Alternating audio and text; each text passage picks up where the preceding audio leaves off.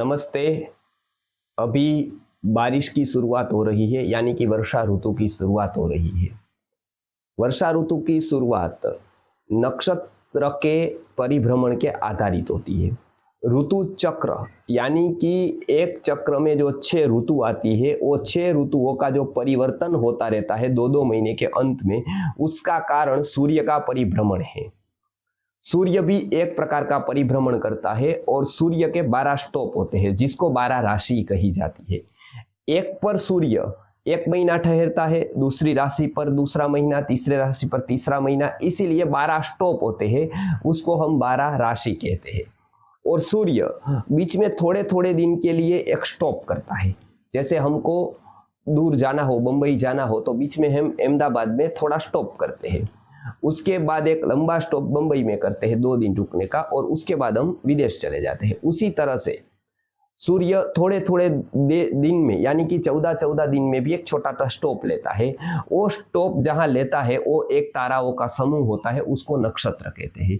यानी एक नक्षत्र में सूर्य करीब करीब 13.5 से 14 दिन तक होता है, और एक राशि में जो बड़ा ताराओं का समूह है, एक आकार बनता है, उस पर सूर्य मिलकर 1 महीने तक रहता है। अब 27 नक्षत्र और प्रत्येक नक्षत्र में 14-14 दिन रहता है, तो करीब करीब 1 साल में वो 27 नक्षत्र की परिभ्रमण की यात्रा पूरी करता है। उसमें पहला नक्षत्र, दूसरा नक्षत्र, तीसरा नक्षत्र, ऐसे करके 27 नक्षत्र है। वो 27 नक्षत्रों में से छठा नक्षत्र आर्द्रा है। अश्विनी, भरणी, कृतिका, रोहिणी, मृगशीर्ष और छठा है आर्द्रा। आर्द्रा नक्षत्र में जब सूर्य का प्रवेश होता है तब वर्षा ऋतु की शुरुआत होती है। आर्द्रा यानी कि नमी, नमी यानी गीलापन। तो आर्द्रा नक्षत्र में सब जगह पर मॉइस्चर बढ़ता है, नमी की शुरुआत हो जाती है, गर्मी कम हो जाती है। वो सभी आर्द्रा नक्षत्र की आसपास होता है, यानी कि 2-4 दिन पीछे या आगे। लेकिन कुछ घटनाएं ऐसी होती है जो आर्द्रा नक्षत्र के ठीक समय पर होती है। तो जब सूर्य आर्द्रा नक्षत्र में प्रवेश करता है, वातावरण में असाधारण सा बदलाव आता है। यथा ब्रह्मांडे तथा पिंडे, यानी कि जैसे ब्रह्मांड में जो सूक्ष्म आंदोलन से फर्क आता है, उसी तरह से ब्रह्मांड का ही एक हिस्सा पिंड यानी कि शरीर है। शरीर में भी ऐसे असाधारण बदलाव आते हैं। क्या बदलाव आते हैं? जैसे ब्रह्मांड में एक नमी उत्पन्न होती है, ऐसे शरीर में भी नमी उत्पन्न होती है। आपको शायद पता होगा, विदेशों में भी इसका संशोधन हुआ है। जब जब समुद्र में भरती आती है, ज्वार भाटा जिसको कहते हैं, उसकी असर केवल चंद्र की असर केवल समुद्र पर नहीं होती है, मनुष्य के मन पर भी होती है, मनुष्य के शरीर पर भी होती है। इसलिए ल्यूनाटिक नाम का जो शब्द है पागल के लिए, वो इसलिए आया है क्योंकि उसका सीधा संबंध चंद्र से है। तो ये पूरे की पूरी जो खगोल की व्यवस्था है, वो मनुष्य शरीर पर निरंतर असर करती रहती है। अब हम बात करेंगे छठे नक्षत्र आर्द्रा की।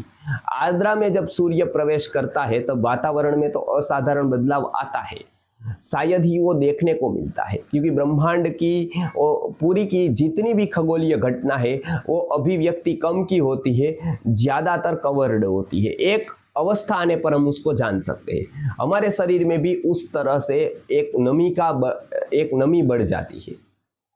अब वो नमी बढ़े तब शरीर में वात दोष यानी कि वात तत्व बढ़ता है। आर्द्रतः वात वृद्धि ही, यानी कि आयुर्वेद का यह सूत्र कहता है कि जैसे शरीर में नमी बढ़ी, आपका वायु बढ़ गया, वायु विकृत होने की शुरुआत हो गई। और चाणक्य के चाणक्य के सूत्र के अनुसार जब शत्रु उगा है, शत्रु की शुरुआत हो गई है, बैठने की घुसपैठ की शुरुआत हुई, तभी से उसको रोकना चाहिए। रोग अणु ही प्रथमम भूत्वा रोगः पश्चात प्रवर्धते, ए भाव प्रकाश के वाक्य के अनुसार रोग या दोष की वृद्धि पर ही जो सावधान रह जाए, बहुत बड़े दोषों से, बहुत बड़े रोगों से बच जाता है। उसी तरह से इसकी शुरुआत ठीक आर्द्रा नक्षत्र में जब सूर्य का प्रवेश होता है, हमारे शरीर में नमी बढ़ती है, नमी के कारण वात दोष बढ़ता है, वात दोष बढ़ने के कारण अनेक प्रकार के वायु के रोगों के मूल लग जाते हैं। अनेक प्रकार के वायु के रोगों के बीज वहां डल जाते हैं। इसलिए उस समय पर क्या करना, इसके लिए हमारे प्राज्ञ मनीषियों ने इसका मार्गदर्शन दिया है। परम पूज्य विश्वनाथ दातार गुरु जी जो वाराणसी में रहते थे और संस्कृति आर्य गुरुकुलम के संस्थापक थे, उन्होंने भी ये प्रयोग अनेक प्रतों के आधार पर बताया। पूज्य अर्डीकर दादाजी जो राजीव दीक्षित जी के गुरु जी थे, उन्होंने भी सेम यही प्रयोग बताया। ये दोनों परंपरा से प्राप्त ये प्रयोग मैं आज आपको बताता हूँ। हमने पिछले कई वर्षों से ये प्रयोग किया। YouTube पर करीब करीब 5 साल से लगातार ये प्रयोग डाल रहे हैं। ये प्रयोग से असाधारण लाभ प्राप्त हुआ है। खुद को लाभ हुआ, बाद में लोगों ने अनेक कंपनियों में भी ये प्रयोग करवाया। प्रयोग के आधार पर मनसुख भाई सुवाग्या जी जो जल क्रांति ट्रस्ट के प्रमुख है, उन्होंने अपने ऊपर ये प्रयोग किया क्योंकि वो करना चाहते थे, तो पूरे दिन वायु उसका निकलता रहा। ऐसे अनेक लोग हैं जिसका वात रोग मिट नहीं रहा था, लेकिन एक असाधारण प्रयोग से ये वात रोग मिट गया। तो क्या है ये प्रयोग, चलिए जानते हैं। प्रयोग में ऐसा है कि जब सूर्य आर्द्रा नक्षत्र में प्रवेश करता है, उसका एक समय होता है करीब करीब 22 जून। इस समय भी 22 जून है। समय है 5:49 पर सायंकाल में। याद रखें, आर्द्रा नक्षत्र में सूर्य का प्रवेश 22 जून को 5:49 पर सायंकाल में है। उस समय को आपको ध्यान में रखना है। उस समय से ठीक उसी समय पर आपको यह प्रयोग करना है। क्या करना है, बिल्कुल साधारण सा प्रयोग है। 1 चम्मच गाय का घी लेना है। शुद्ध गाय का घी मिल जाए, यानी कि देशी गाय का घी मिल जाए, उत्तम से उत्तम होगा। 1 चम्मच गाय का घी, 1 मूंग के दाने जितनी या चने के दाने जितनी भूंजी हुई हींग। आप याद रखें, हींग की अलग अलग प्रकार की क्वालिटी आती है। इसके लिए ओरिजिनल यदि हींग है तो मूंग के दाने जितनी लेंगे काफी है। यदि उसमें आटा बाटा मिलाया है तो चने के दाने जितनी लेनी पड़ेगी, उससे कम ज्यादा चलेगा, लेकिन मूंग के दाने जितनी हींग बहुत पर्याप्त होगी। उसको भूंज देना है, यानी कि सेक देना है। वो कच्ची भी आती है, वो कच्ची लेकर उसको तवे पर सेक देना है, थोड़ी हींग को फिर उतार लेना है। उसमें मूंग के दाने जितना या चने के दाने जितना नमक, सेंधा नमक डालना है, वो सबसे श्रेष्ठ है। सेंधा नमक नहीं है तो 5 में से किसी भी प्रकार का नमक डाल सकते हैं। आयोडाइज नमक का उपयोग नहीं करना है। 1 चने के दाने जितना नमक, ये तीनों को बराबर मिला लेना है। बराबर मिलाकर धीरे धीरे उसको चाटना है। ये मिलाकर पहले ही तैयार रखना है ताकि आप 5:49 पर उसका चाटन कर पाए, उसको व्यवस्थित रूप से ले पाए। तो ये तैयार करके आप व्यक्तिगत रूप से, परिवार सहित, या पूरी की पूरी यदि आपकी कंपनी है, यदि आपका स्टाफ है, तो पूरा का पूरा इसके प्रसाद के रूप में ले सकते हैं। क्या लाभ होगा? हींग का गुण ऐसा बताया है कि वो वात शामक है। नमक का ऐसा गुण बताया गया है कि नमक खुद नमी में से उत्पन्न हुआ है, नमी उसके अंदर है। तो एक विशेष प्रकार की नमी विषस्य विषम औषधम, ये न्याय से दूसरे प्रकार की नमी को दूर करती है। जैसे एक प्रकार का विष दूसरे प्रकार के विष को दूर करता है। तीसरा है वात की रुक्षता का गुण। वायु जब बढ़ जाता है शरीर में रुक्षता हो जाती है। ऑयलिंग का काम घी करता है, क्योंकि घी स्निग्ध पदार्थ है। ये तीनों का मिश्रण बहुत ही उत्तम परिणामदायी होता है। इसको सेवन करने के बाद 15 या 20 मिनट तक पानी नहीं पीना है। ठंडा पानी तो बिल्कुल नहीं पीना है।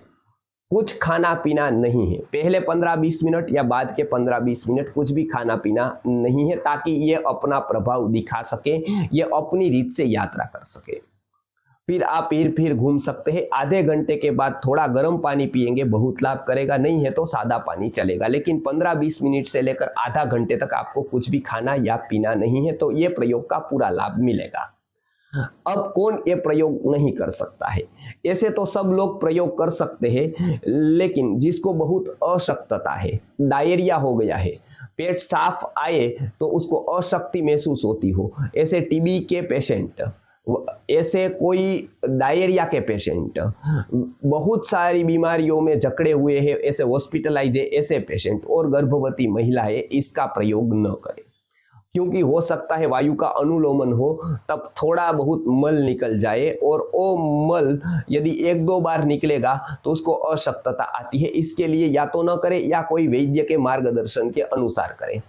5 साल के छोटे बच्चे इसका प्रयोग न करें, 5 साल के बड़े बच्चे इसका प्रयोग कर सकते हैं। तो ऐसे सभी लोग इसका प्रयोग कर सकते हैं, जो मैंने बताए उनको छोड़कर। वो भी कोई वैद्य के मार्गदर्शन में करे तो वो कदाचित अपवाद रूप में कर सकते हैं, लेकिन गर्भवती महिलाएं ये प्रयोग न करें। प्रयोग का लाभ आपको दूसरे तीसरे दिन ही जानने को मिलेगा।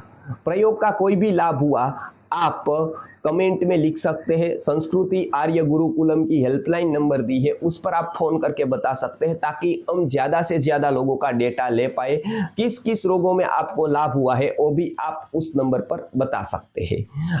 आप हमको कमेंट में भी बता सकते हैं और आप नंबर पर फोन करके भी बता सकते हैं। तो इतनी सुविधाएं हैं, तो आप अवश्य ही ये प्रयोग करें। लगातार 5 सालों से तो हम YouTube पर अनेक लोगों को ये प्रयोग करने को बता रहे हैं और बहुत ही पॉजिटिव रिजल्ट आए हैं। ये केवल 5 मिनट की बात है।